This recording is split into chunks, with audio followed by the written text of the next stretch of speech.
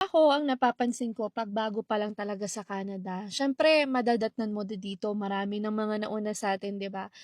Ako nung dumating ako sa Nova Scotia, konti lang kasi international student during that time. So, mostly yung mga kakilala ko dun sa Nova Scotia, mga well-established na mga nurses na, may mga bahay na, magagandang mga sasakyan, alam mo yun?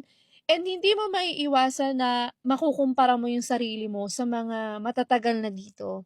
Gusto ko lang ipaalala sa'yo na yung mga nakikita mo dito sa Canada, yung mga nakakasalamuha mo na kumbaga matatagal na sila, eh. Yung mga 'yan, nasa chapter 20 na sila, chapter 30 na sila ng buhay nila sa Canada. At kung ikukumpara mo yung buhay mo right now na ikaw nagsisimula ka pa lang kasi si ate sabi niya parang 2 months pa lang siya, eh. Tapos parang hindi daw siya masaya.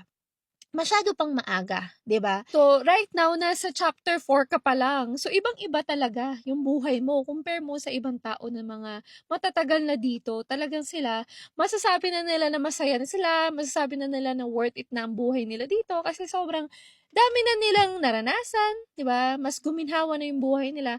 Ngayon nagsisimula ka, normal na nahihirapan ka. So, valid ang feelings naman ni ate na ano, na nahihirapan siya kasi lahat na nagsisimula dito ay talagang napagdadaanan yon, nararamdaman talaga yon, nahihirapan talagang mag-adjust. Lalo na nasa lugar ka where wala yung family mo, wala kang kakilala, so mas mahirap talaga mag-adjust.